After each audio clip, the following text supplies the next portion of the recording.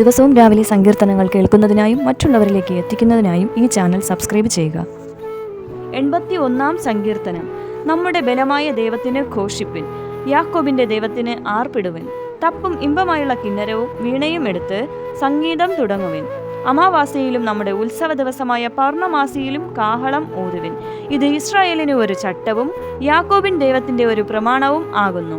മിസ്രയീം ദേശത്തിന്റെ നേരെ പുറപ്പെട്ടപ്പോൾ ദൈവം അത് യോസേഫിന് ഒരു സാക്ഷ്യമായി നിയമിച്ചു. അവിടെ ഞാൻ അറിയാത്ത ഒരു ഭാഷ കേട്ടു. ഞാൻ അവന്റെ തോളിൽ നിന്ന് ചുമട് നീക്കി, അവന്റെ കൈകൾ കുട്ട വിട്ടൊഴിഞ്ഞു. കഷ്ടകാലത്ത് നീ വിളിച്ചു, ഞാൻ നിന്നെ വിടുവിച്ചു. ഇടിമുഴക്കത്തിന്റെ മറവിൽ നിന്നു ഞാൻ നിനക്ക് ഉത്തരമരുളി. മെരിബ വെള്ളത്തിങ്കൽ ഞാൻ നിന്നെ പരീക്ഷിച്ചു. എന്റെ ജനമേ കേൾക്ക, ഞാൻ നിന്നോട് സാക്ഷ്യം പറയും. ഇസ്രായേലേ, നീ എന്റെ വാക്കു കേട്ടെങ്കിൽ കൊള്ളായിരുന്നു. അന്യദൈവം നിനക്ക് ഉണ്ടാകരുത്, യാതൊരു അന്യദൈവത്തെ നീ നമസ്കരിക്കരുത്. മിസ്രയീം ദേശത്തു നിന്ന് നിന്നെ കൊണ്ടുവന്ന യഹോവയായ ഞാൻ നിന്റെ ദൈവം ആകുന്നു. നിന്റെ വായ് വിസ്താരത്തിൽ തുറക്ക, ഞാൻ അതിനെ നിറയ്ക്കും. എന്നാൽ എന്റെ ജനം എന്റെ വാക്ക് കേട്ടനുസരിച്ചില്ല, ഇസ്രായേൽ എന്നെ കൂട്ടാക്കിയതുമില്ല.